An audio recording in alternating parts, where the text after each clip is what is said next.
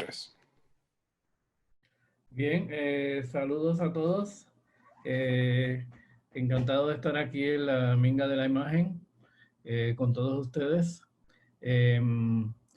Me pidieron que hablara un poco sobre el tema del poshumanismo. Entonces lo que voy a hacer es tratar de definir de qué se trata el poshumanismo y ver algunas maneras de enfocarlo que pueden ser divergentes, ¿no? Bien, el tema del poshumanismo, también a veces se usa la palabra lo poshumano como una especie de sinónimo. La frase lo poshumano ha sido muy tratado en las humanidades y en la academia últimamente. Se ha señalado en varios casos la cierta convergencia, cierta afinidad del pensamiento de lo poshumano o el llamado poshumanismo con las filosofías y el pensamiento indígena amerindio. Eh, pero según va desarrollándose esa conversación, vamos notando que hay cierta convergencia, ¿cierto?, entre las formulaciones de lo poshumano y el poshumanismo en la academia en general, con temas diversos como el tema de la animalidad, es decir, la discusión del papel de los animales en las humanidades y en las sociedades humanas, y también el tema de las plantas, la llamada teoría de plantas, y en otros debates sobre la tecnología y sobre distintos aspectos de la biología, de la política, de la biopolítica, se habla de poshumanismo.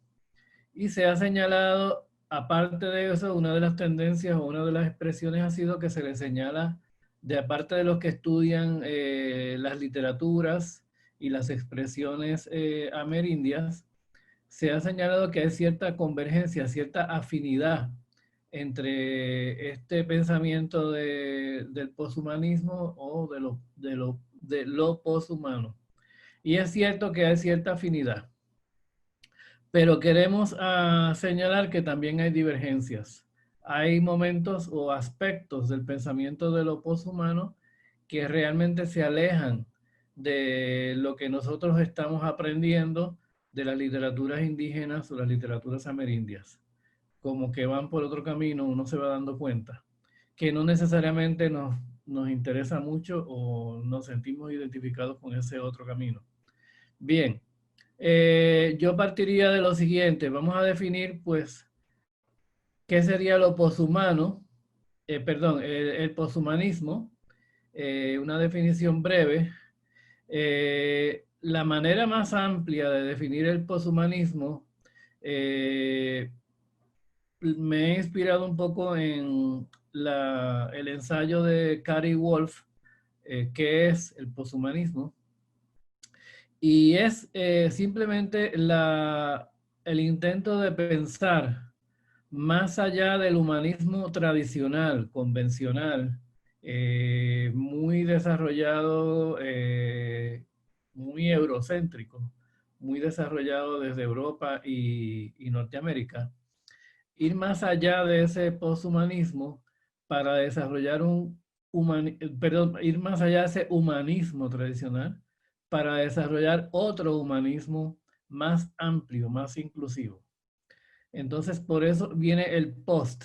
El post, ese prefijo de post, no necesariamente tiene que significar que se está tratando de abandonar el humanismo, sino más bien de añadirle algo más, como cuando uno le añade pues un postre a la comida, ¿no?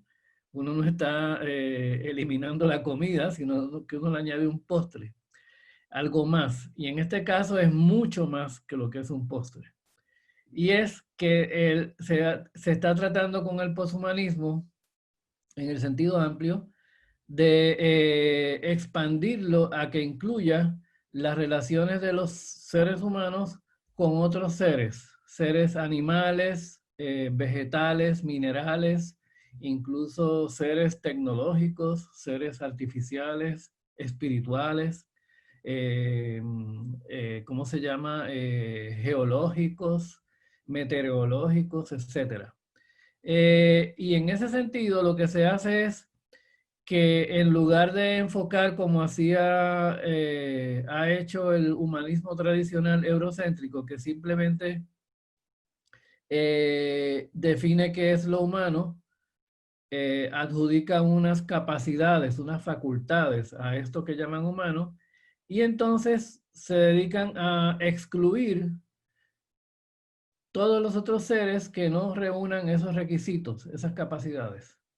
Eh, y entonces pues se dice, bueno, los animales no tienen nada que ver con los humanos porque no tienen lenguaje, qué sé yo, no tienen inteligencia, no tienen sentimientos, no tienen conciencia. Y lo mismo pues claro se dirá de las plantas, se dirá de los minerales, de la lluvia, del agua, de los lagos, de los cerros. Nada de eso tiene pensamiento, tiene agencia, ni tiene conciencia, por lo tanto, eso no tiene nada que ver con lo humano. Esa es la visión humanista convencional. Pero el poshumanismo quiere un humanismo más amplio que incluya a todos esos seres dentro del espacio de la acción y la práctica humana. Es decir, que se acepta que y se tiene una clara visión de que seres como animales, plantas, fenómenos meteorológicos como el viento, seres como los cerros, los ríos, el agua, sí participan en algunas de sus acciones del ámbito de lo humano, tienen capacidades, facultades que son de alguna manera congruentes y afines a la praxis humana. Entonces, ese es un humanismo amplio que en este caso sí tiene muchas coincidencias, muchas cosas en común con las filosofías amerindias que conocemos a partir de las expresiones de las sociedades amerindias, expresiones artísticas, literarias y en el gran tesoro o el gran acervo de la mitología, es decir, de la sabiduría oral, ¿no? Entonces, eso está muy bien. Lo que pasa es que cuando nos ponemos a leer algunos de los autores europeos o anglo-europeos, vamos viendo que no siempre ellos están haciendo uso de un concepto ampliado del humanismo, que muchas veces sigue siendo no ampliado, sino estrecho, reductivo. Y esto lo hacen más bien aquellos pensadores que tienen una afinidad mayor con las ciencias físicas, la tecnología, pero no siempre. Lo hace mucha gente. Y me gusta la distinción que hace Gary Wolf, porque él dice, eso no es en sí poshumanismo. El poshumanismo, pues la misma palabra lo tiene. El poshumanismo preserva el humanismo, no lo rechaza, pero lo poshumano ya es un rechazo de toda la tradición humanista. ¿En qué sentido? En que se dice que lo humano no es el centro de la existencia. En eso tiene mucho en común, no es el centro de la existencia.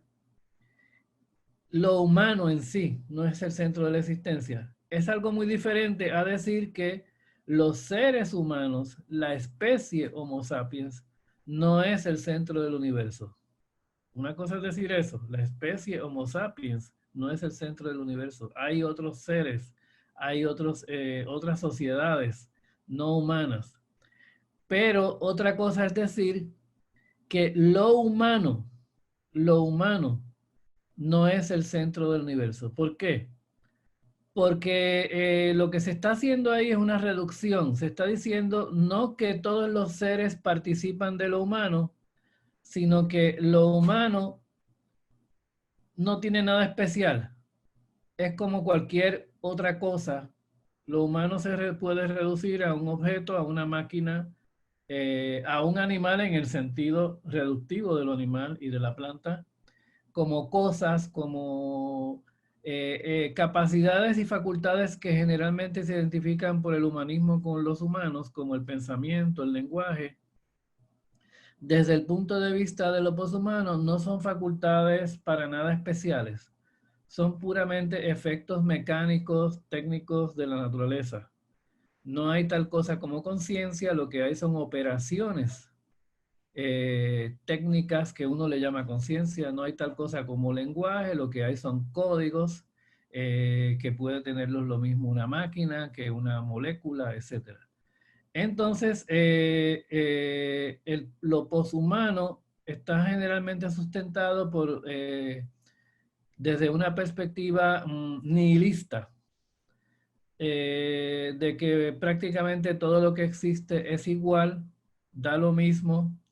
Entonces se reduce todo a a lo que ellos mismos llaman, por ejemplo, Bruno Latour, que yo diría que es más que un pensador posthumanista, es un pensador de lo posthumano. Porque Bruno Latour, el antropólogo francés que muchos de ustedes han oído mencionar mucho y conocen, él es un antropólogo que hizo antropología de la ciencia, muy interesante, claro, porque en lugar de estudiar comunidades no urbanas, comunidades rurales, comunidades indígenas, es lo que estudia como antropólogo, son las comunidades científicas. Y eso es muy interesante, ¿no? Porque se enfoca ya como a los científicos como que son comunidades objeto de estudio de antropólogos. Y él tiene muchas cosas interesantes, es un investigador sumamente interesante, pero vemos que él maneja una ontología, él mismo le llama una ontología plana. Una ontología plana es que todo lo que existe está sobre el mismo plano. Todo es igual, da lo mismo. Lo humano, que una piedra, que una máquina, que una cosa, todo eso es igual. Funciona igual y está al mismo nivel. Entonces, eso puede ser interesante a veces para repensar las cosas, pero como una perspectiva permanente es muy problemática, porque entonces, ¿dónde está la valoración? ¿Dónde está la ética? ¿Dónde está el valor que uno le da al actuar humano? ¿No? Etcétera. Entonces, de hecho, Bruno Latour, sin que querramos pues descualificarlo aquí, es una persona pues ligada, es un senior fellow, un investigador senior de un instituto que se llama The Breakthrough Institute norteamericano, que es conocido por ser un instituto que hace propuestas conservadoras y muy neoliberal. Y sí tienen supuestamente una preocupación con el problema de la ecología, de la destrucción de la naturaleza, pero la estrategia de ellos es más bien lo que llaman un capitalismo verde. Ellos plantean que todo esto se puede resolver con más tecnología y con más inversiones, más acumulación de dinero, más negocio. Y plantean la ecología como un negocio, ¿no? Lo cual es bastante contradictorio con lo que todos nosotros pensamos. Y de hecho, Bruno Latour, aunque conversa y está abierto a conversar, pues, por ejemplo, incluso ha hablado con sabios y tradicionales del Amazonas, y ha conversado y se muestra muy afable. Él sigue siendo muy eurocéntrico. De hecho, hace poco dijo en unas declaraciones que él no sabe por qué están buscando saberes tradicionales en todas partes del mundo, porque realmente Europa ya tiene todo lo que se necesita para resolver los problemas ecológicos y sociales y toda la crisis mundial, la crisis ecológica, todas las respuestas y todos los mecanismos y los recursos los tiene Europa, no hay que buscarlos en otro sitio. Y bueno, ya al hacer esta declaración, pues ya uno tiene una idea de las limitaciones de este tipo de enfoque, sin que querramos descalificarlo porque también tiene cosas valiosas. Bueno, ese sería el pensamiento de lo poshumano. Pero el poshumanismo no le interesa ese enfoque de que todo tenga el mismo valor y esté en el mismo plano. De hecho, en la vida social sabemos que no tiene sentido confundir un animal con una persona. Un animal es un animal, una persona es una persona y una planta es una planta. Lo que sí tiene sentido es darse cuenta que vivimos en un mundo en que nos relacionamos con todos estos seres. Y estos seres tienen muchas veces, no nos damos cuenta, pero tienen agencia en el sentido de capacidad de acción, de decisión, tienen pensamiento, tienen lenguaje, y para los que son un poco más espiritualistas, también tienen un espíritu y tienen una personalidad. Entonces, no se trata de que todos sean iguales, pero estos seres sí participan de una especie de espacio del pensamiento que sí lo comparte todo el mundo de distintas maneras, porque cada cual tiene un cuerpo distinto, ¿no? Existen cuerpos humanos, naturalezas animales, naturalezas vegetales, y tienen afectos distintos, pero tienen una especie de zona de pensamiento en la cual todos participan. Bien, en ese sentido, el poshumanismo que va en esa dirección de ampliar, se le podría acusar, algunos han dicho, me han dicho a mí, por ejemplo, bueno, pero eso que tú dices es antropocéntrico, porque está colocando lo humano en el centro de todo. Volvemos al antropocentrismo. Lo que se me ocurre pensar, bueno, no lo pensé yo, lo he encontrado en otras personas que han dicho que eh, no es que se coloque al ser humano en el centro, se coloca lo humano en el centro. Lo que pasa es que lo humano no es monopolio exclusivo de estos seres que somos nosotros, esta especie biológica que se llama Homo sapiens, sino que lo humano es, pues como decíamos, ese espacio de pensamiento donde participan muchos otros seres de distintas maneras que ni siquiera las conocemos bien. Entonces, ese espacio de lo humano en que nosotros como especie Homo sapiens participamos, es sí el centro del universo. Y en ese sentido, seríamos antropocéntricos y lo aceptaríamos en el sentido de que los antropos no es solamente la especie humana, sino que se puede definir de muchas formas. Es un pensar, es un espíritu, o también en un sentido más materialista es una serie de prácticas que hacen lo humano. Entonces, ser humano no es algo que se tiene ya porque se nació. Se nació con la figura y la especie biológica del humano, un ser que camina sobre dos piernas, etcétera, y ya eso es un humano. No, eso es un Homo sapiens, eso es un humano en el sentido biológico. Pero el ser humano tiene que hacerse, todos los días tiene que rehacerse en la práctica, tiene que realizarse. Y se deviene humano, pues para eso es la educación, ¿no? Los padres, la familia, nace el bebé y lo van formando como humano.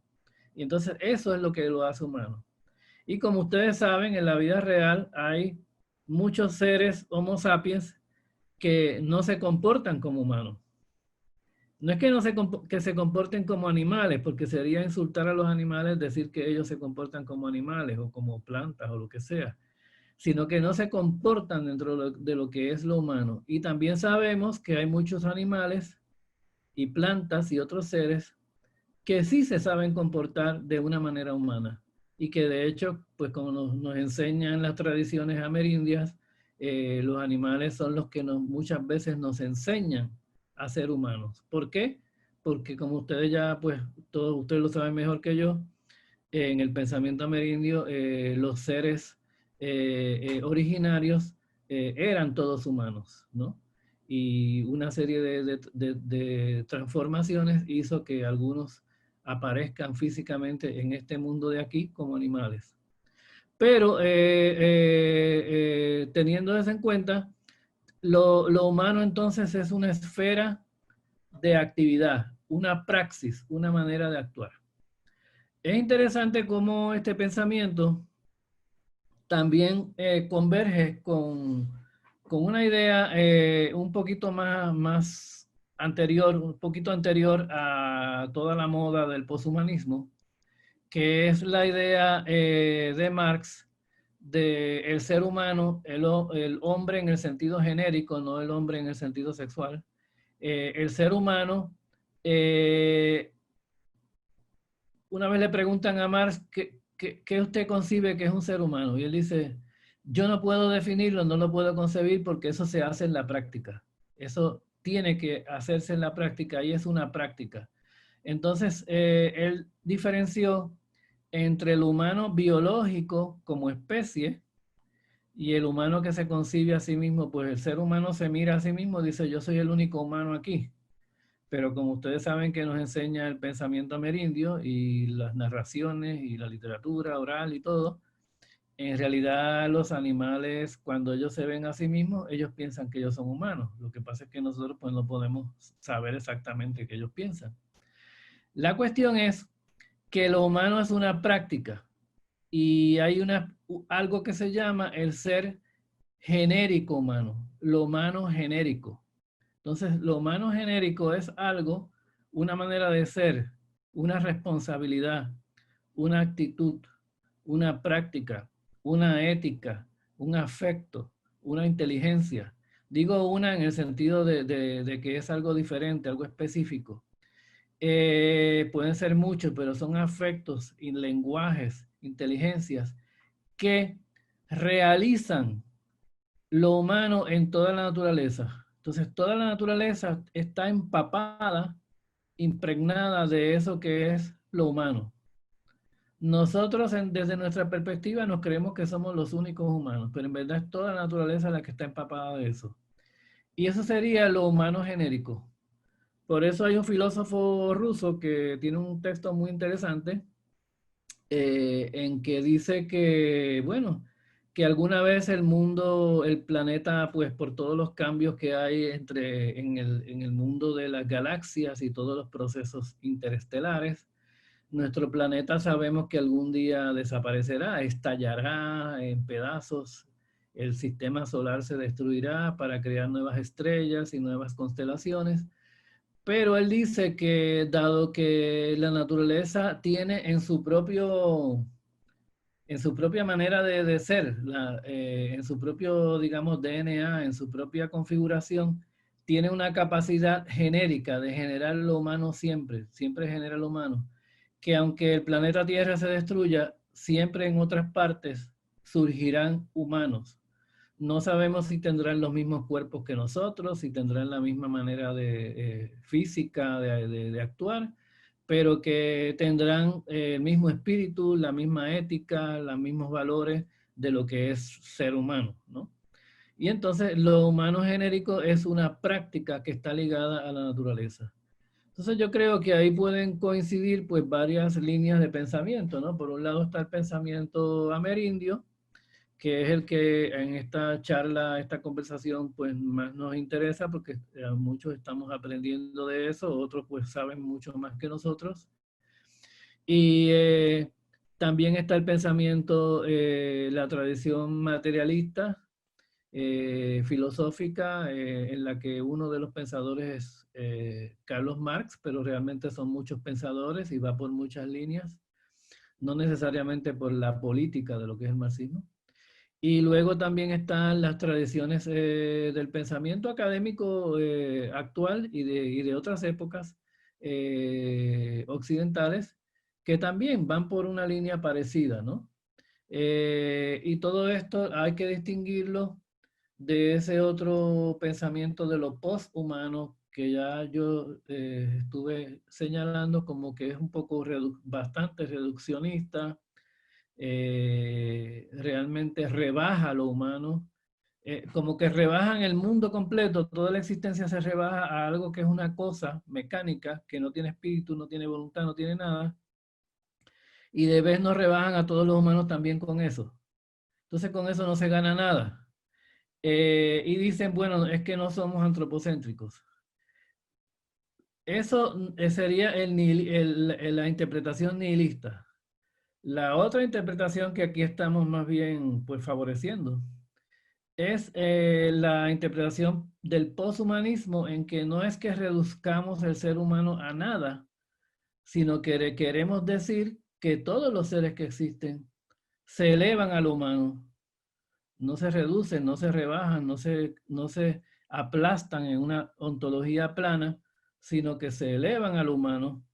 Incluidos nosotros, no siempre estamos elevados al humano porque depende de nuestras acciones y nuestras prácticas, como la de todos los otros seres. Entonces, en ese sentido sería una especie de antropocentrismo amplificado, pero ya no se le podía llamar ni antropocentrismo porque no tendría un centro.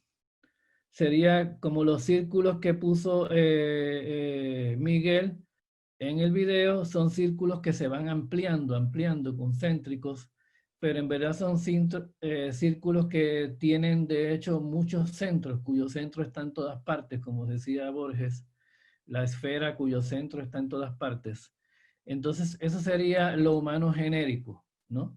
Entonces, nada, quería conversar un poco sobre esto, traer esas preocupaciones y ver, pues, cómo vamos escuchando aquí a los compañeros y conversando. Muchas gracias por esta pequeñita introducción que pude dar. Muchas gracias, Juan. Bueno, ahora invitamos a Abadio Green de la Nación Gunadule a la conversación. Abadio. Hola. Hola. Buenas. Buenas. ¿Tú me indicas el tiempo o cómo hacemos? Yo te indico si necesitas en unos 20 minutos, pero por ahora, tranquilo, adelante. Perfecto.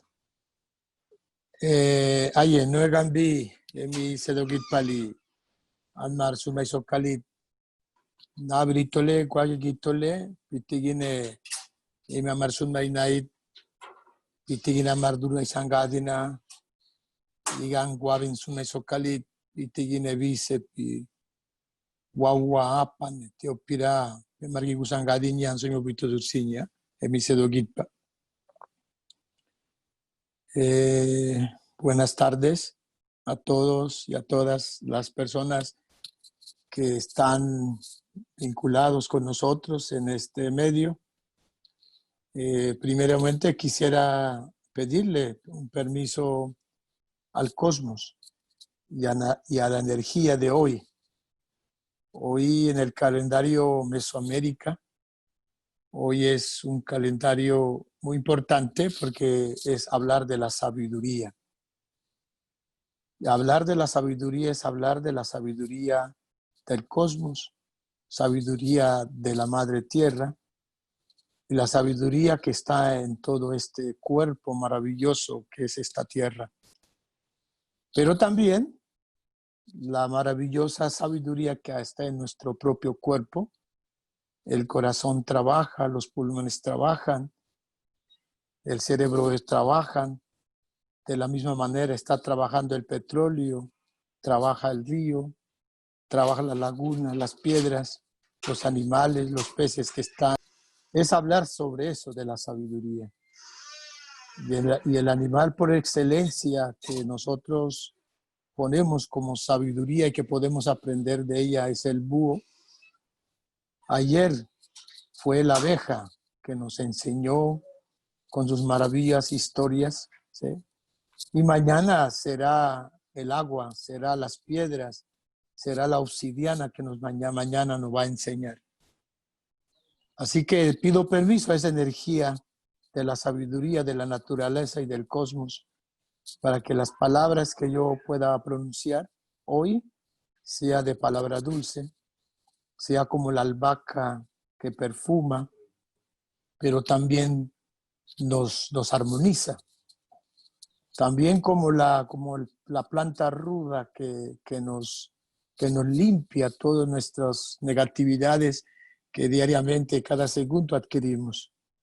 pero también quiero pedir a la planta romero para que me conecte con el cosmos, para que me conecte con la tierra de todo lo que vamos a decir y que ellas y ellos son los que hablen.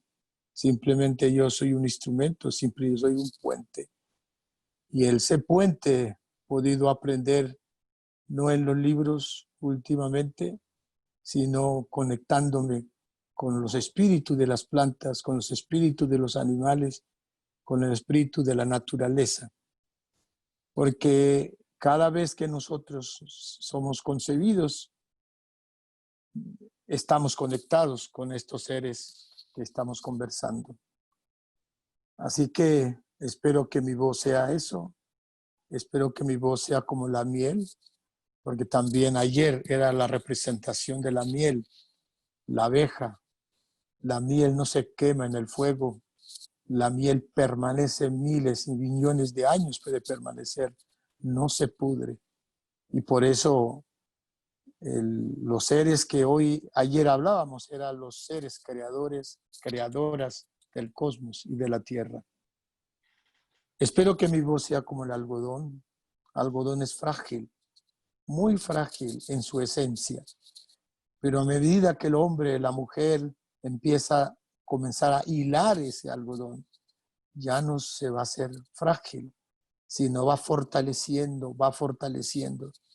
Y a medida que va fortaleciendo, vamos agregando diversos colores, amarillo, rojo, negro, y ustedes empezamos a hilar esos algodón.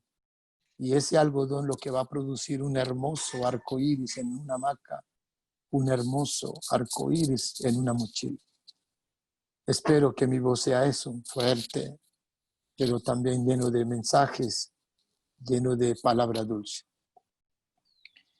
Creo yo, hermanos, hermanas, que es una conexión muy importante. Acabamos de escuchar al profe y me parece que estamos muy, muy unidos de lo que voy a decir, aunque puede ser desde otra perspectiva, ¿sí? Nosotros aquí en Antioquia, hace unos 20 años, comenzamos a cuestionar la educación que se implementa en nuestras comunidades. Precisamente esta educación que llegó a nuestras comunidades, que nunca nosotros pedimos al Estado, ni a otro, ni a la Iglesia Católica, que llegaran a nuestras comunidades para que nos enseñara, sino la educación que llegó a nuestras comunidades fue a sangre y fuego. Y fue impuesto todo el conocimiento. Y por lo tanto, ese espacio que nosotros comenzaron a recrear con nosotros, comenzamos a imponer, nada tuvo que ver con la tradición, con el pensamiento milenario, sino que la historia comenzó en 1492. La historia comenzó en 1492. La filosofía comenzó en esa época, la matemática, o sea, todos los conocimientos comenzaron en 1492. Desconocieron, ignoraron toda la sabiduría que había antes de 1492. Entonces veíamos que todos los gobiernos de toda América comenzaron a plantear la educación para los indígenas.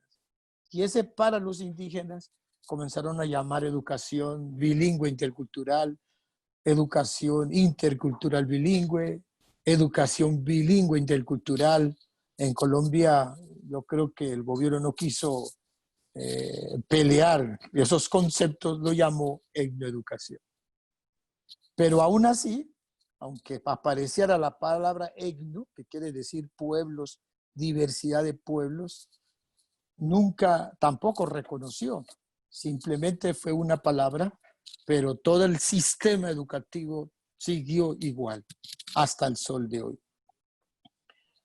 Entonces comenzamos a mirar de que el problema era ese, el concepto que se tiene, ser humano, ¿sí? O sea que todo, pero ese ser humano estaba concretamente en ese ser humano caminante de 4 patas, ¿sí? Que dice que es el único que tiene el lenguaje, que es el único que piensa, ¿sí? Pero la introducción que nos hicieron de ese ser humano, o sea, nos dijeron de que eran seres que tenían la inteligencia, ¿sí? Ese ser, o sea, ese ser era un hombre, ese es un ser europeo. Entonces, de ahí donde aparece que ese ser humano que nos introdujeron a nosotros, ese ser humano racional, es un ser humano que piensa en el progreso, es un ser humano que siempre habla de la economía, de la plata, de la plata, de la plata, y es un ser individualista, no reconoce otras formas, sino simplemente el individuo como ser humano, individuo que tiene la razón, ¿sí? Así que nosotros dijimos que si podemos hablar de educación propia, podemos hablar de educación bilingüe intercultural, y yo personalmente había estado en distintos lugares de toda América, por la UNIC, por la OIA, que he tenido la dicha de representar. Entonces, había asistido a miles de congresos y todo era igual. Hablamos de educación bilingüe y todo, pero el sujeto que está centro, no se toca. Entonces, ahí donde comenzamos a plantear que si no se toca, si no sacamos ese ser humano europeo, individualista, racional, racista, ¿sí? Machista, católico, las cosas no van a cambiar, van a seguir igual, aunque llamemos educación propia, el sistema seguirá igual. Entonces hay que sacar a ese ser humano, ¿sí? Capitalista, ese ser humano patriarcal, hay que sacarlo. ¿Y qué comenzamos a plantear? Debemos entonces preguntarnos a nuestros abuelos, a nuestras abuelas, ¿para qué venimos a este planeta? ¿Cuál es nuestro lugar en este planeta? Y todos coincidimos, en esta época, estoy hablando hace 20 años, coincidimos que nosotros los seres humanos vivientes venimos solamente venimos a contemplar, venimos a cuidar a esta hermosa madre que es la tierra. Venimos para eso, solamente venimos para eso. Y uno empieza a mirar toda la historia del movimiento indígena. El CRIC, cuando nació, va a cumplir 50 años el próximo año, nació por un solo propósito, por recuperar esos territorios que habían perdido. La OIA, ¿por qué nació? Precisamente para reclamar los derechos territoriales, porque hace 35 años en Antioquia no había ni un solo centímetro de territorio, no había resguardos. Y hoy, alrededor de 35 años que hemos transcurrido, hoy podemos hablar más de 380,000 hectáreas, podemos hablar más de 60 resguardos que hemos constituido peleando. A partir de cuántos miles de seres han entregado la vida. La UNIC, ¿por qué nació? Precisamente para reclamar los derechos. ¿Cuántos miles de masacres, miles de muertos hemos tenido por reclamar ese pedazo de territorio que anterior fue de nosotros y hoy no está con nosotros? Y por eso hoy nuestros hermanos del Cauca llaman la liberación de la madre tierra. Entonces dijimos en ese entonces, hace 20 años, la educación debe ser como una estrategia en defensa de la madre tierra. ¿Cómo se construye eso? No tuvimos respuestas. Luego, después de transcurrió los años y los años, hasta que llegó año 2000, dijimos, entonces, ¿qué nos ha pasado? ¿Por qué no comenzamos a trabajar? Y ahí comenzamos a trabajar ese currículo que hoy tenemos, Pedagogía de la Madre Tierra. Entonces, pero para poder hablar de amar a la Madre Tierra, no puede ser de cualquier manera. Alguien puede decir, hablar maravillas de la tierra, pero ¿en qué consiste eso? De ahí donde yo, tomando el viajecito, estando en distintas ceremonias que mi pueblo tiene una ceremonia que podemos estar 1 mes, 2 meses, 3 meses en silencio total. solamente estarás con las plantas medicinales. Ahí de allí comencé a recibir mensajes. De allí empecé a tener contacto con los compañeros del sur, tomando yajecito. Y luego también se comencé con el contacto con la cultura maya a partir del fuego. Cómo el fuego danza, cómo el fuego habla, cómo el fuego te dice las cosas que van a venir, ¿sí? Me acerqué a una planta maravillosa que es el cacao. Y el cacao también te da sueños porque es puro corazón el cacao. Y asimismo comencé a tener unas relaciones estrechas con los uwas que practican otra medicina diferente. La josca, muy importante. Entonces entonces comenzaron a plantearme, comenzaron a decirnos cómo hay que construir el currículo. Y uno de los puntos claves que nos dio una ruta pedagógica y las abuelas y los abuelos plantas. Y me dijeron de que uno de los puntos, la ruta pedagógica que tú vas a construir, va a ser, primero, tienes que hablar del origen, tienes que hablar de la interferencia, tienes que hablar de la sanación, tienes que hablar de la protección. Hoy no tengo tiempo para explicar todo con detalle. Pero también apareció que los principios que nos ha dejado la Madre Tierra, que nos ha dejado el pluriverso, es el silencio, escuchar, observar, tejer, palabra dulce, corazón bueno. Esos son los principios que tú debes comenzar a ligar, comenzar a tejer para esa propuesta que ustedes están planteando desde la pedagogía de la Madre Tierra.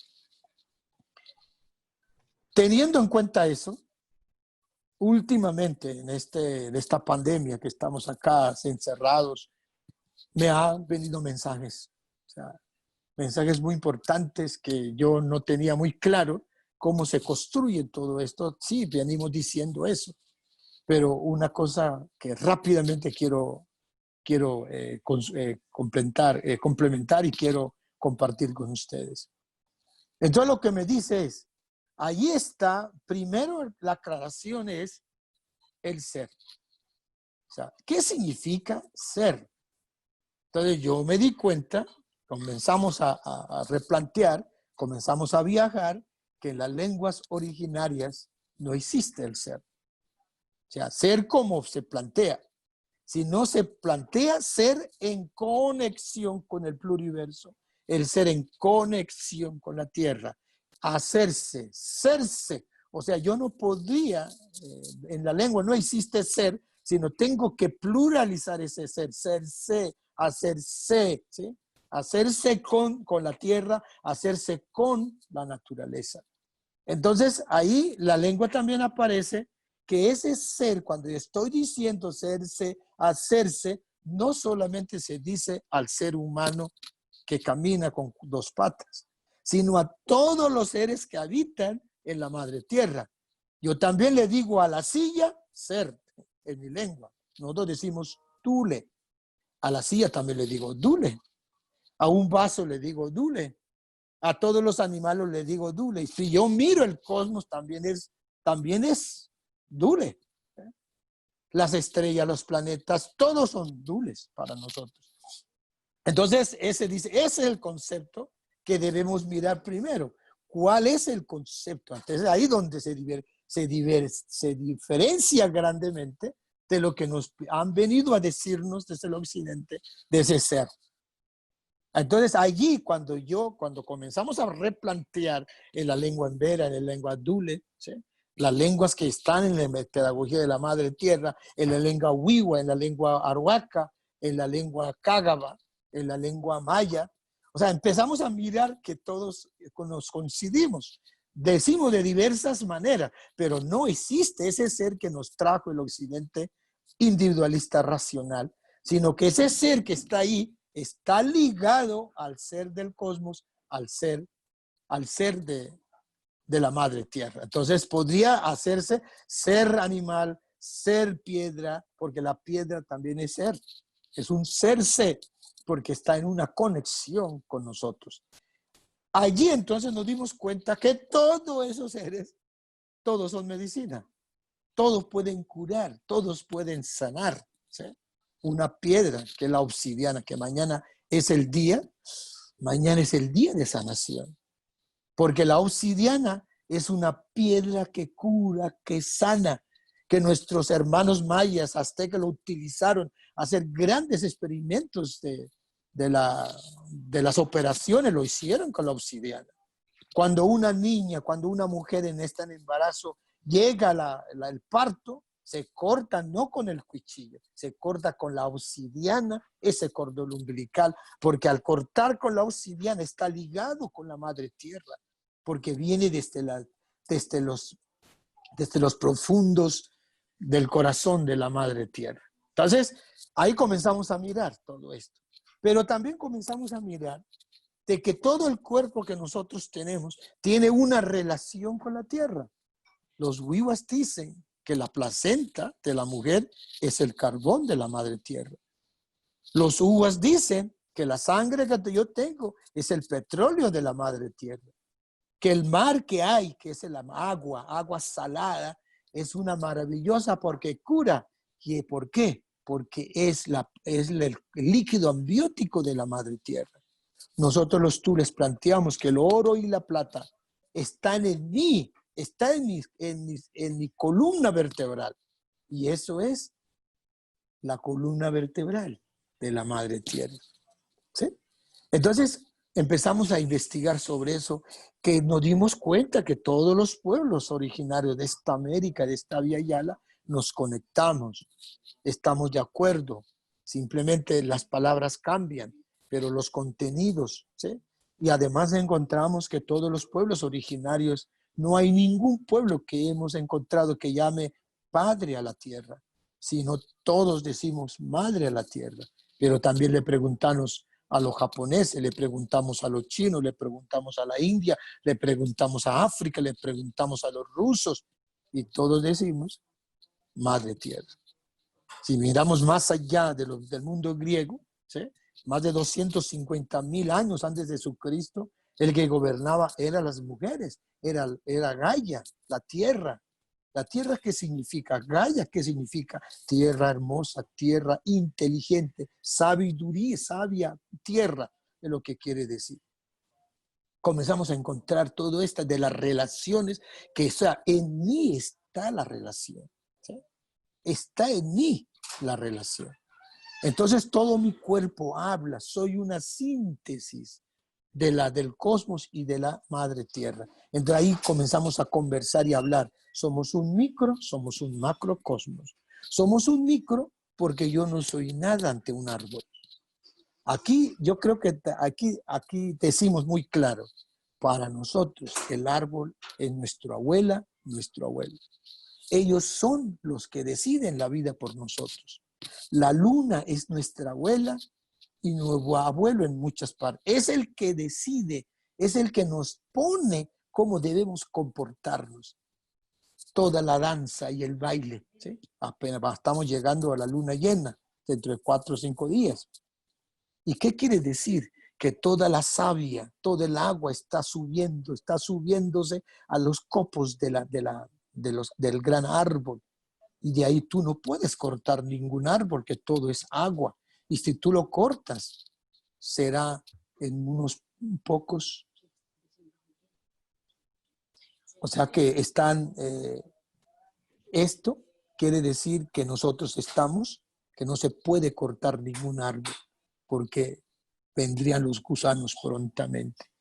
Y a partir de ahí empieza a bajarse y a bajarse y a bajarse hasta la raíz del árbol cuando es luna nueva. En esa luna nueva sí tú puedes cortar los árboles porque no hay gusanos. Se está seca las raíces, no, está seca los troncos y los árboles. Pero de igual manera que tiene esa influencia al árbol, de igual manera me afecta a mí.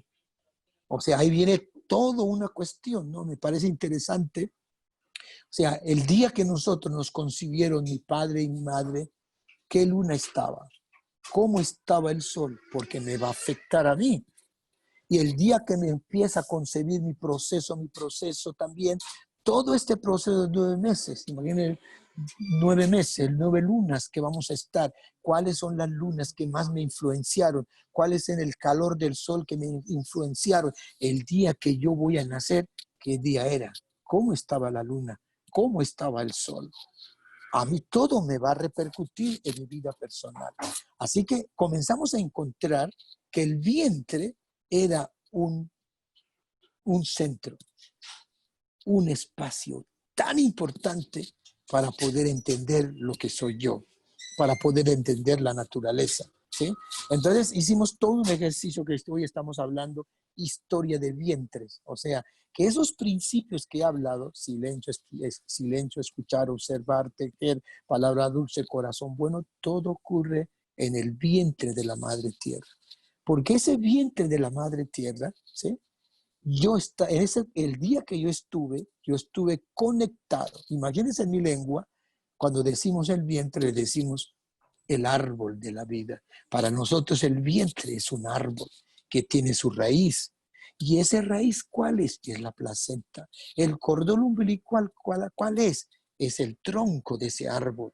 Y todo eso es lo que está como semilla, como están las hojas, los árboles, los frutos, todo, soy yo. O sea, cuando estuve en el vientre de mi madre, estuve todo ese proceso de ese árbol, raíz, tronco, y fui semilla. Todos fuimos semilla. Todos los seres de la tierra son semillas. Entonces, por eso entonces, en el calendario, por ejemplo, del Sagrado de los Mayas, hay un nahual que específicamente habla de la semilla, que es muy importante, porque todos somos semillas. Y cuando hablamos de semilla, no estoy hablando simplemente de mi semilla, estoy hablando de la semilla de un mango, la semilla de un cacao, la semilla de los animales, la semilla de los peces. Todo esto, eso es lo que nosotros estamos planteando. Entonces, todo esto ocurre en el vientre de la madre, pero resulta que mi madre estuvo en el vientre de su madre, que es mi abuela. Y esa abuela estuvo en el vientre de su madre, que es mi bisabuela. Y la bisabuela estuvo en el vientre de mi madre, que es mi tatarabuela. Y así podemos llegar al vientre de la madre. Y cuando llegamos al vientre de la madre, encontramos que el sol es mi pariente, que la luna es mi pariente, que los animales son mis parientes, las estrellas son mis parientes. Entonces, ahí encontramos de cara a cara que somos todos hijos e hijas de la Madre Tierra, ¿sí? Entonces, todo este sentido que estamos conversando, entonces por eso entonces se han creado plantas medicinales. Cuando yo estoy tomando el viajecito, me estoy conectado con el vientre de mi madre, y si me conecto con el vientre de mi madre, estoy conectado con el vientre de la Madre Tierra. Pero cuando estoy conectado con el vientre de la Madre Tierra, estoy conectado con el vientre cósmico de otros, que no es esa Vía Láctea, sino otros pluriversos, que es el vientre de la Madre Grande, nosotros decimos. Entonces, todo esto, yo creo que es la educación que nosotros estamos tratando de mirar, que esto lo convertimos como historia de vientres. Cada estudiante que entre en la pedagogía de la Madre Tierra tiene que comenzar a tejer todas esas historias, hasta dónde va a llegar, y tendrá 5 años para hacerlo.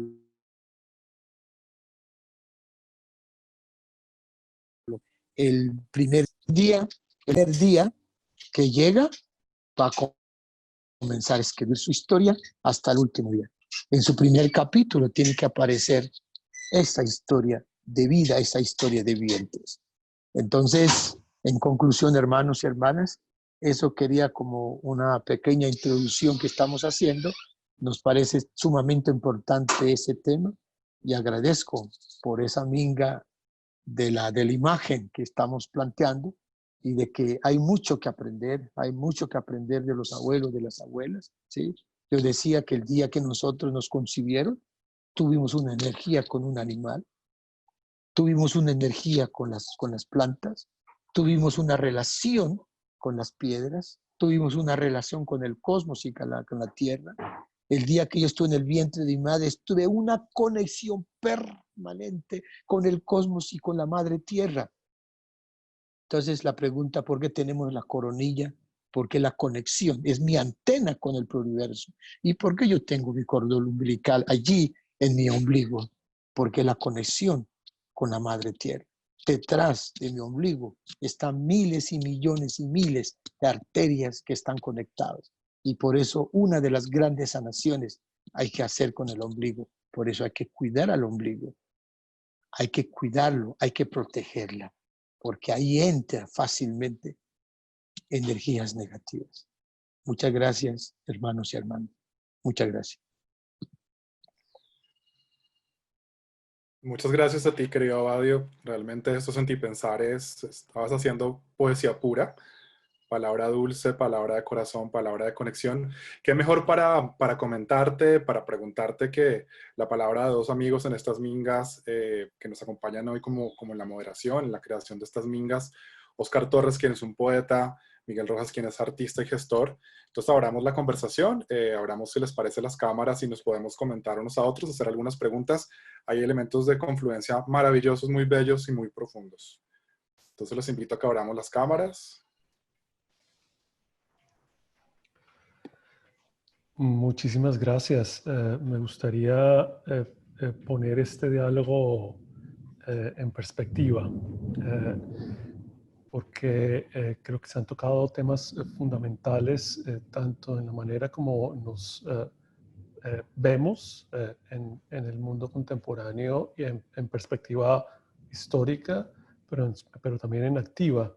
Me parecía fascinante cómo el maestro Abadio Valle, maestro, nos traía a cuento casi de una manera metafórica el poder del sentipensar, y cómo Juan nos hacía una muy clara y directa introducción a cómo se percibe desde la academia esa idea del poshumanismo.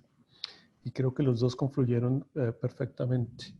Que el poshumanismo, que tiene múltiples caras hoy en el ámbito académico, tiene una que es lo que él llamaba ese poshumanismo genérico, que puede ser un poshumanismo plural, como lo decía el maestro Abadio, un poshumanismo que no es del ser, sino que es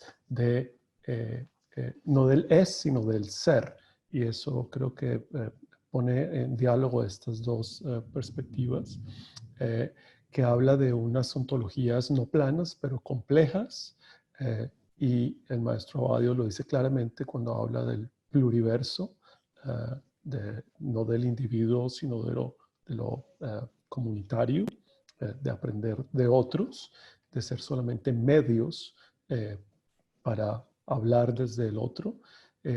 Y creo que esas confluencias son muy importantes cuando nos vemos sometidos también a esa dimensión de lo político que los dos tocaron, y que me gustaría que explorar un poco más en su conversación. Tanto Juan como Abadio nos dicen que hay una dimensión de acción. Por un lado, desde la academia tenemos que actuar y tenemos que, de alguna manera, tener una posición clara frente al antropocentrismo, a la voz anglo-europea que ha mantenido estos estadios de educación como unos estadios de privilegio únicos, separados de la vida. Pero también una dimensión práctica en el campo, política, que es la que Abadio y toda su generación nos han dado a conocer. Es una acción por la liberación de la madre, algo que va más allá de un pensamiento en el espacio académico, pero de acción física, muchas veces que pone en riesgo la vida, y de construcción de una política otra, distinta, una política que no está comprometida con una idea de construcción de sociedad occidental bajo unos modelos políticos, sociales y económicos que atentan contra la vida. Y le agradezco muchísimo a Juan por traer a cuento el trabajo de Bruno Latour y del Breakthrough Institute, que son, digamos, la vanguardia del pensamiento progresista anglo-europeo, que hablan de algo que ellos llaman el decoupling, que es que tenemos que separar en vez de reunir. Separar para poder construir sistemas más eficientes en términos, por ejemplo, de producción de alimentos. Que no tenemos que dejar los monocultivos, sino hacerlos más eficientes para poder producir más comida, para poder alimentar más humanos dentro de estos sistemas económicos verticales en los que nos encontramos. Que tenemos que impulsar las economías verdes, no solo porque son buenas para el medio ambiente, sino porque además son un gran negocio, ¿cierto? Entonces ellos impulsan y sostienen que la energía nuclear es fundamental, que las energías verdes, solares y eólicas son fundamentales, pero para eso se implica tener control sobre territorios que son buenos para este tipo de energías. En Colombia es muy claro que para la energía solar y eólica, La Guajira es un territorio fundamental, no solamente después de haberle quitado parte de su sangre, más de 40 años de explotación de carbón en el Cerrejón, de que haberle quitado el líquido precioso, la vida, el agua a sus habitantes tradicionales, los Wayuu, sino que ahora además quieren, en pos de unas economías verdes y limpias, tomar posesión de los territorios para poner grandes operaciones de energía solar y eólica. Así que estas dimensiones de lo académico, de lo teórico, casi de lo metafórico, nos llevan a un espacio de acción política, de real acción de recuperación y salvamiento de la madre tierra. Entonces me gustaría que comentaran un poco más sobre ese asunto. Bien, si les parece, escuchamos ahora el comentario y la pregunta que haga Oscar y así ustedes pueden redondear. Oscar, ¿te escuchamos? Como ahora lo tengo que encender, me disculpo si van a tener que escuchar un poco la serenata que nos están dando aquí, que es algo ya se ha vuelto cotidiano de estos tiempos de pandemia. Hoy son baladas. De todos modos, antes digamos, de proceder a elaborar una pregunta, quiero manifestarles mi gran alegría de estar compartiendo parte de mis compañeros y amigos de vieja data, los dos Migueles, con estos dos maestros, con el maestro Abadio Green y con el profesor Duchesne. Y pues agradezco mucho a los dos Migueles que han liderado todo este proyecto que desde hace varios años, llamado Amigas de la Imagen, y que como ha tenido como uno de sus escenarios la Universidad Javeriana, pues han tenido como la deferencia de vincularme, por supuesto sabiendo que este es un tema, una reflexión que a mí me interesa muchísimo. Aparte de eso, pues agradecer lo que acabo de escuchar de parte de los dos maestros. Yo hablaría de una claridad, el que hablaba de claridad era Descartes, claridad de distinción, pero es increíble que el profesor Juan, creo que cualquier humanista del 480 o de la Ilustración envidiaría esa claridad de exposición, que yo creo que nos ha dejado una visión supremamente cristalina de lo que es el poshumanismo como otro humanismo y no como un contrahumanismo, por supuesto. Pero por ahí ya podríamos empezar digamos, a problematizar la cosa. Por otra parte, a mí me parece que estaba hablando de lo mismo el maestro Abadio cuando empezó a decirnos, hablarnos del trabajo del petróleo, de las abejas, de las piedras, de los ríos. Porque el trabajo también es una de las dimensiones de lo humano. Y ahí tenemos entonces cómo el petróleo está trabajando, las abejas están trabajando, y la verdad es que nosotros como seres humanos intentamos hacerlo también a veces.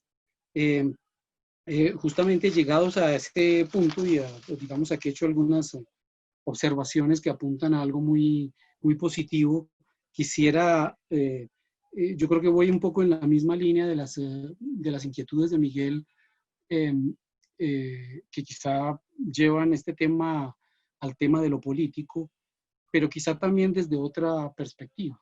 Y la perspectiva puede ser también como el concepto de naturaleza. Es un poco, o sea, básicamente la inquietud que tenemos desde antes y también escuchándolos, es un poco la persistencia, la existencia todavía de lo monstruoso. En realidad me voy a referir específicamente a la existencia y a la persistencia de un fenómeno que todavía nos sorprende, que es el racismo. Y entonces, pues yo quisiera un poco como escucharlos un poco más en ese sentido. Sé que el profesor Duchesne ha utilizado, por ejemplo, el concepto de lo bestial, incluso lo ha utilizado como adjetivo para hablar de sus ensayos bestiales. Y, y él también es un gran elaborador del pensamiento sobre el Caribe, en cuya palabra ya está implícito toda todo un legado de discriminación que antes se llamaba animalización, pero consiste justamente como en la monstrificación de ese otro que encontraron los europeos cuando llegaron a América.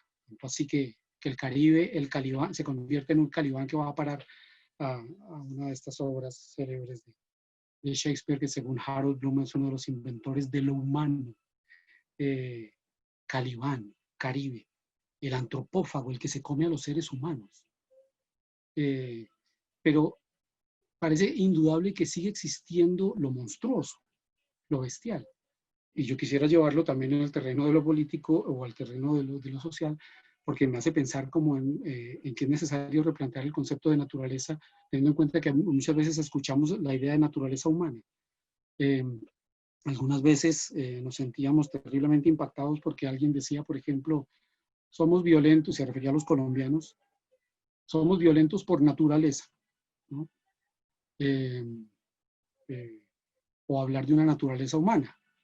El señor Hegel, iniciador, digamos, de todo el proyecto moderno y de la filosofía del progreso, decía, bueno, los Estados Unidos son una proyección de Europa y entonces corresponden a la historia de Europa, pero el resto de América no tiene historia y es pura naturaleza. Entonces quiero volver un poco a eso de la naturaleza y de todo de esta acumulación de esta larga historia de la infamia, de la segregación, de la discriminación, del racismo y de que a pesar digamos, de tanta lucha por hermanarnos con la naturaleza, y que es un concepto que en términos del maestro Abadio yo diría corresponde al de la madre tierra, ¿por qué sigue existiendo el racismo? Si los racistas, que entonces en ese sentido no serían humanos, no serían lo humano, nacieron de madre, nacieron de mujer, ¿cómo nacieron para convertirse en racistas? ¿Es esto una desviación, una perversión de si existió alguna vez la naturaleza humana o qué es esto? Entonces, un poco quería llevar, supongo que todo eso lo lleva también digamos, a esta reflexión, a una dimensión de lo político, pero que tiene que ver pues con todo lo que ustedes tan maravillosamente han planteado sobre el humano y sobre la existencia del humano en el mundo, en el cosmos, ¿no? Que es esa primera instancia a la que le pedimos permiso también para hablar. De hecho, el profesor Duchesne también habla de cosmopolítica. Entonces quisiera que también un poco comentaran sobre digamos, sobre esta problemática. Bien, los escuchamos. Pueden abrir sus micrófonos.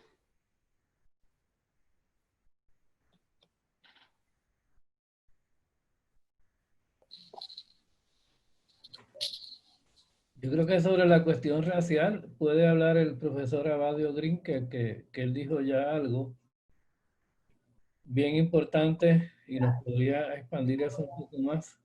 Cuando él dijo que eso de humanismo y de lo humano, el hombre blanco, o sea, todo el conocimiento occidental que fue impuesto en América a los pueblos de Abya Yala, cuando dicen humano, están pensando, como bien dice él, ellos lo que piensan es en el hombre blanco, hombre, Ujú. varón blanco.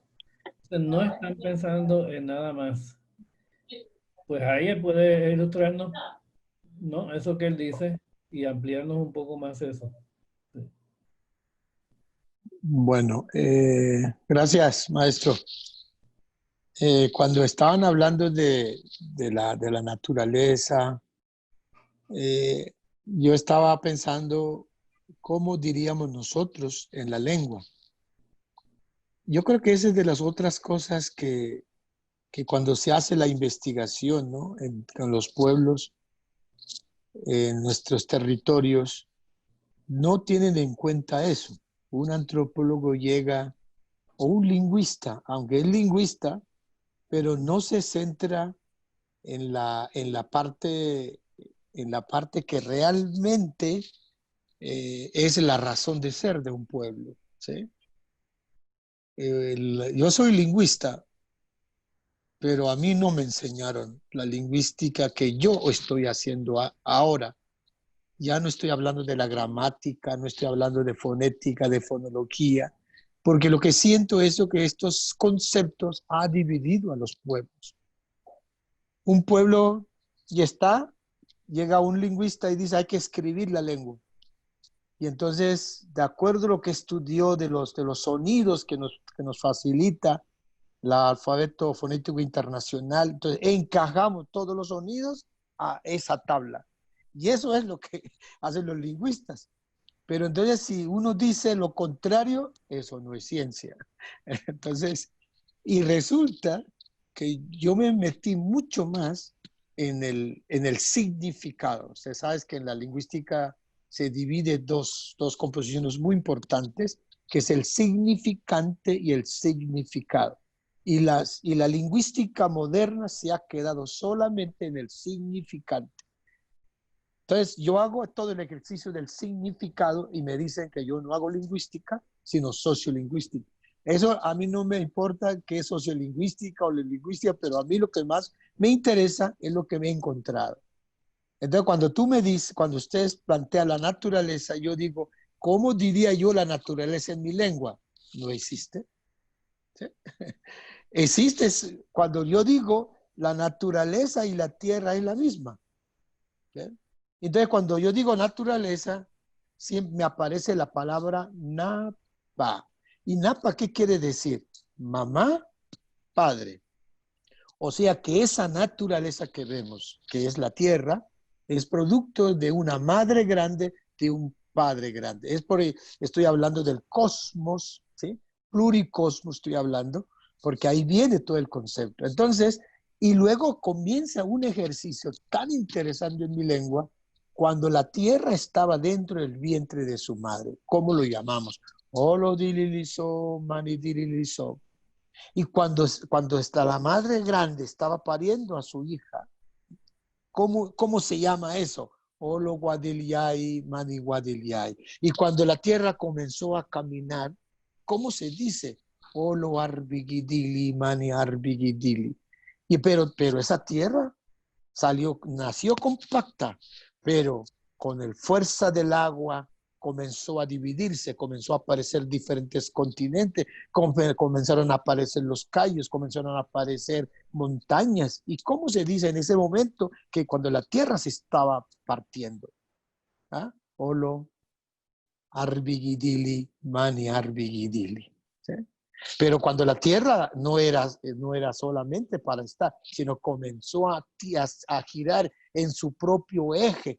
Ese tiempo, como baila la madre tierra, es pura danza en espiral. Entonces, empecé a mirar y hay más de 12 nombres a la madre tierra. Eso lo que nos están diciendo los abuelos y las abuelas y que inventaron la lengua gunadule es que la tierra es mujer.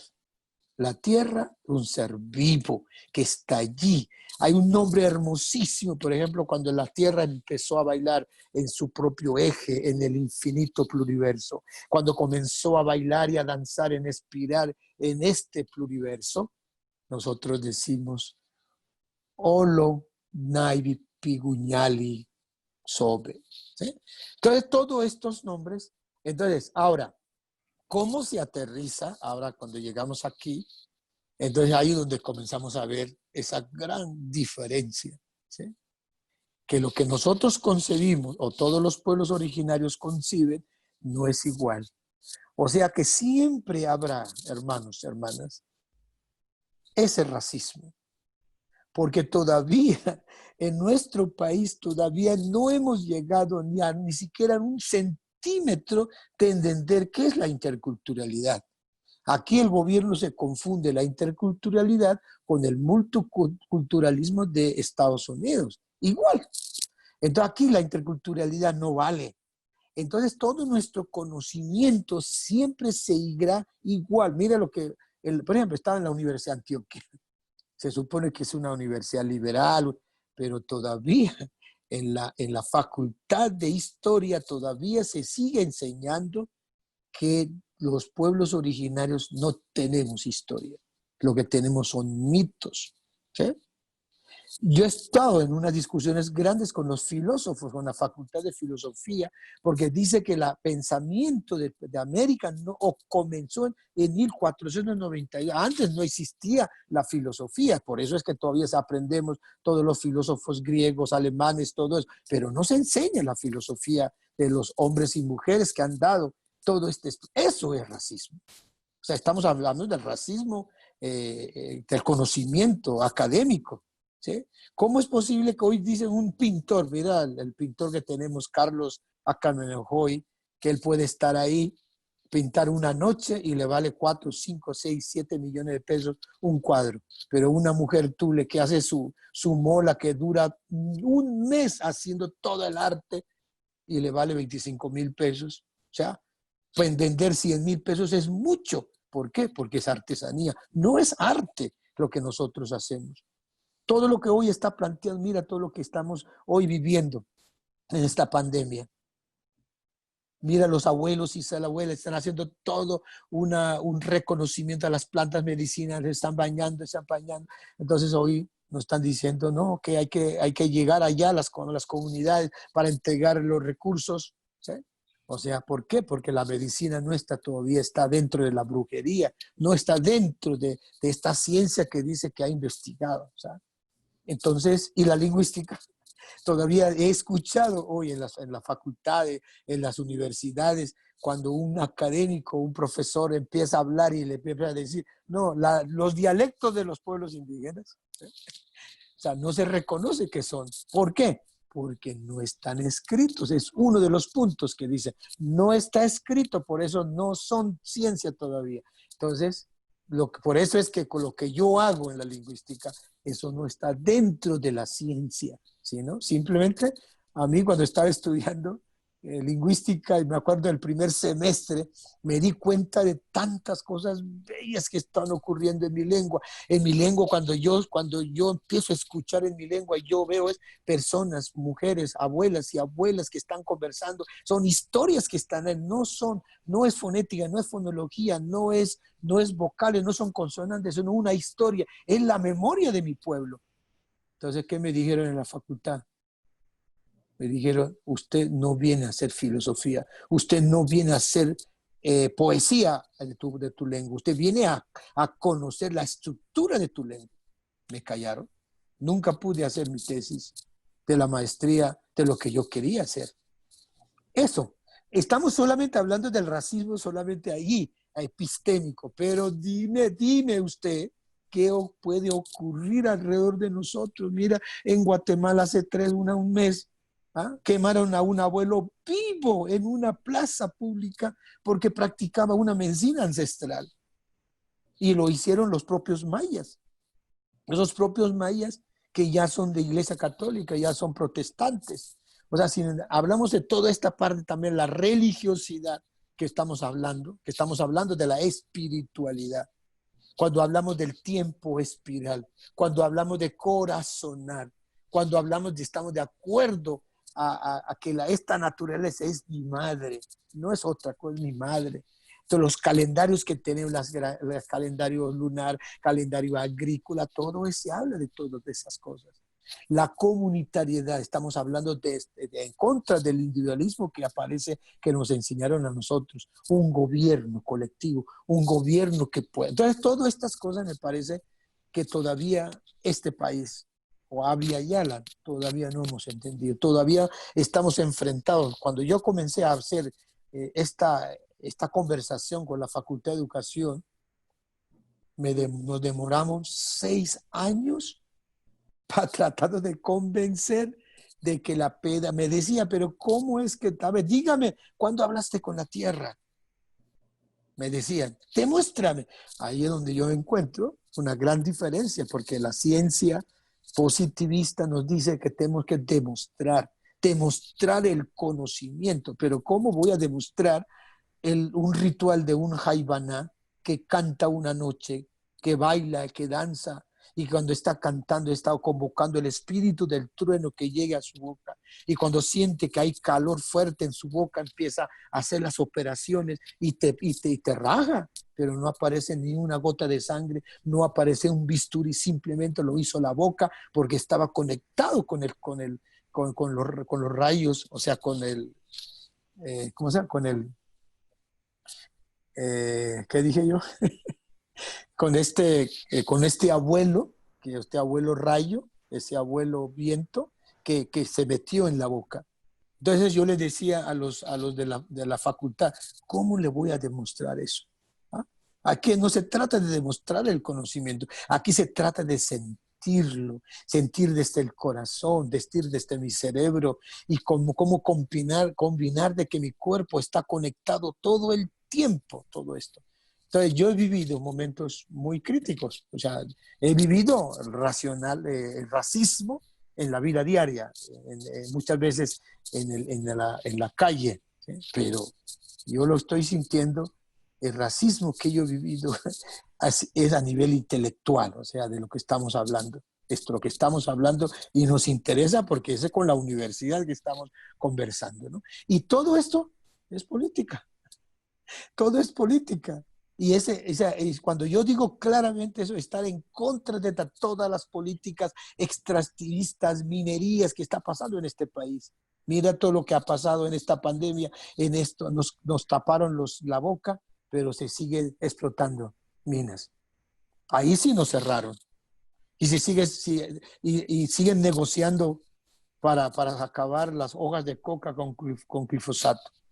¿Ah? Todo esto. Entonces, esa política que tenemos nosotros en nuestros gobiernos, no solo en Colombia, sino en toda América, sigue siendo opresora, sigue siendo colonial, ¿sí? Para poder entender todo eso, tendremos que cambiar todo un sistema educativo. Y eso no lo vamos a lograr mañana ni pasado mañana. Termino diciendo, como me dijo mi maestro, que tiene 90 años, tengo un maestro excelente, maravilloso en mi comunidad, me dijo, Abadio, usted que está pensando en cambiar la parte educativa, la visión, va a ser muy difícil, me dijo. ¿Por qué? Le dije. Porque el momento que llegaron los españoles, el momento que comenzaron a matar a nuestros abuelos y abuelas, y después llegó la educación llegó en manos de la Iglesia Católica. Llegaron las monjas, llegaron los curas, crearon internados en todo Colombia, y de ahí es que nos sacaron el ojo de nosotros. Sacaron nuestro cerebro, sacaron nuestra lengua, sacaron nuestro corazón, nuestros músculos, nuestros pulmones, nuestro olfato, nos sacaron. Introdujeron el ojo español, el corazón español, el músculo español. Y hoy nos parecemos indígenas, pero no somos indígenas, no somos ya tules. Te parece solamente como un barniz nomás, pero al interior tuyo, tú ya estás pensando como el otro. ¿Sí? Entonces me dicen, ¿de qué hay que hacer? Hay que volver a quitar ese ojo de España, hay que quitar para volver el ojo dule. Hay que quitar el cerebro español, hay que volver el cerebro dule. ¿Y cuántos años tardaremos? Me dijo, yo no lo voy a ver. Tardaremos muchos años o siglos para que realmente empecemos a ver nuevamente lo que fuimos y lo que somos. Así que hay un trabajo muy grande, me dijo el abuelo. todo lo que estás haciendo está muy bien, hágalo, pero tú no lo vas a ver. Muchos problemas vas a tener. Y claro, 6 años en la universidad convenciendo. Y luego después ya, estando ya en la universidad, todo lo que nos toca vivir, toda la parte administrativa, la parte del sistema y todo eso, es muy grande. Pero vale la pena porque es política. La política es el que te ponemos un camino. Y ahora, lo que yo estoy sintiendo, termino con eso, toda la apuesta que estamos haciendo, yo siento que no, ya dejó de ser indígena. Esta apuesta ya le pertenece a la humanidad. Eso lo necesita la humanidad. Eso necesitas hombres y mujeres del mundo, de la humanidad, que si queremos cambiar. El mundo sí es posible. ¿Sí? Entonces, porque estamos ligándonos ya. Entonces, esa ligación que estamos planteando desde la Tierra, ya empiezo a encontrar cosas interesantes en distintos lugares del planeta. Así que eso es la opuesta, o sea, es la alegría. La política es alegría, la naturaleza es alegría. Y la naturaleza no se puede trabajar sin la política. Y sin la política, sin la madre tierra, tampoco es posible. Entonces yo creo que hay que unir este cordón umbilical, como yo dije. Hay que unir nuestra placenta con nuestro cordón umbilical, con el gran árbol de la vida, que son nuestros vientres, nuestras madres, son el vientre de nuestras culturas, nuestras tradiciones, y estaríamos ligados con la tierra, con el cosmos. Y de la misma manera estaremos ligados con diversas culturas del planeta. Nuevamente.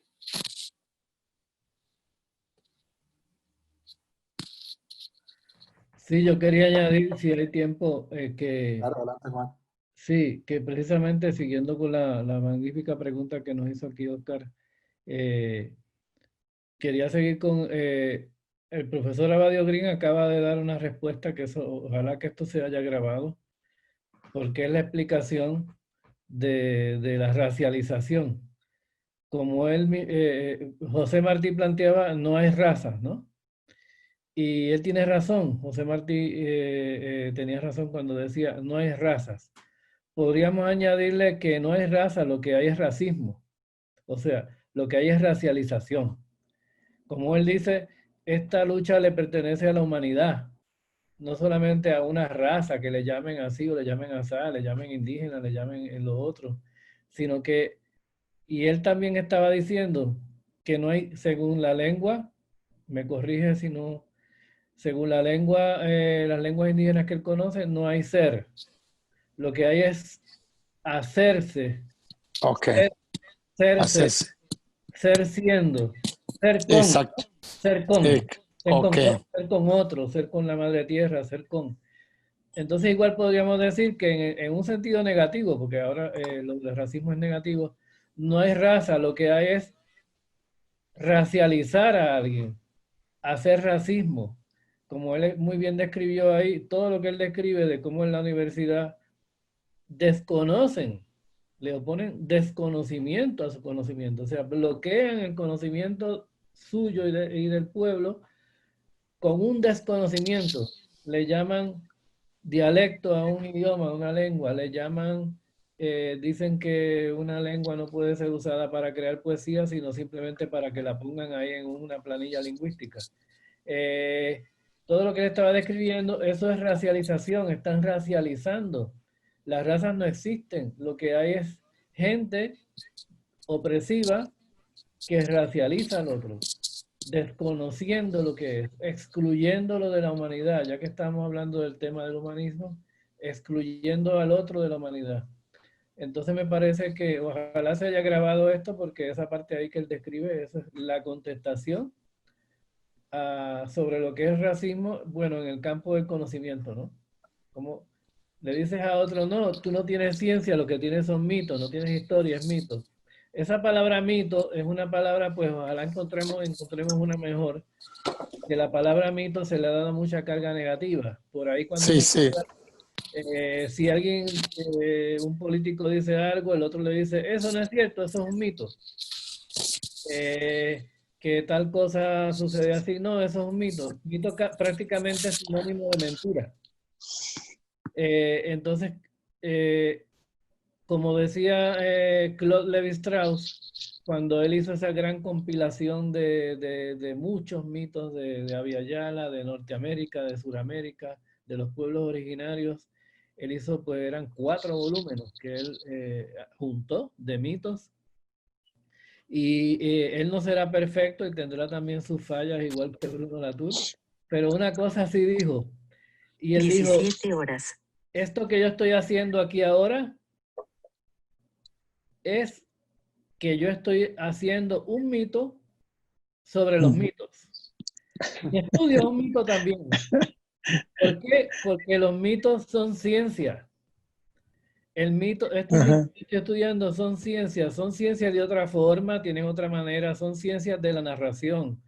Pero fíjense que hacen todo lo que hace una ciencia. Buscan la forma general de unos fenómenos, a esa forma la elaboran, la estructuran de acuerdo a lo que ellos piensan que es la realidad. Y luego también esos mitos los ajustan, los cambian, según vayan cambiando las situaciones y los tiempos. Entonces él dice, ¿qué es eso? Eso es ciencia. Entonces, igual lo que yo acabo de escribir como antropólogo es un mito también. Entonces dice, aquí les entrego mi mito sobre los mitos. Es decir, viéndolo positivamente, mi ciencia sobre otras ciencias. El insistir que el mito no es ciencia, o que cuando alguien elabora unos saberes no es ciencia, es una forma de racialización. Y ahí lo ha explicado el profesor, pues muy bien, y me gustaría tener una grabación para pasárselo a mis estudiantes. Gracias. Bueno, justamente de eso se trata, ¿no? Este programa va a quedar liberado en la red y en la página de Amigas de la Imagen. Yo simplemente quisiera volver a un punto muy, muy clave, ya a modo casi de redondeo junto con mi colega, amigo Miguel Rojas y con Oscar Torres que nos acompaña, y es ese punto de confluencia tan maravilloso de las circunferencias, ¿no? De lo que llamaba Juan visualmente, que también está al inicio de este programa, estas circunferencias que de alguna manera resuenan en el espacio, ¿no? Y tienen una adentro y una afuera, pero su centro no está en ninguna parte. Abbadio nos habla del recuperar el sentido de lo humano, y ese sentido de lo humano evidentemente muy ligado con el cuidado de la vida, con el cuidado de la tierra, de la madre tierra, en la cual no estamos, sino que somos, y estamos dentro, estamos en su vientre. Juan nos habla del elevarnos a lo humano, y es muy interesante porque cuando nos habla de elevarnos a lo humano no queda restringido necesariamente al Homo sapiens. Todos sabemos hoy en día que somos una de las especies humanas sobrevivientes, el Homo floresiensis de Indonesia, el neandertal de Europa y Asia, y otras, por lo menos 5. Quedamos entonces con lo que nos dicen las abejas, lo que nos cuentan el río, el aroma de la albahaca, cómo nos cuida y nos limpia la ruda, lo que nos dice el romero al conectarnos con esa palabra dulce de ustedes dos. Muchas gracias, pero que como algodón es oso, es también fuerte y frágil al mismo tiempo. Mil gracias y seguimos en la conversa.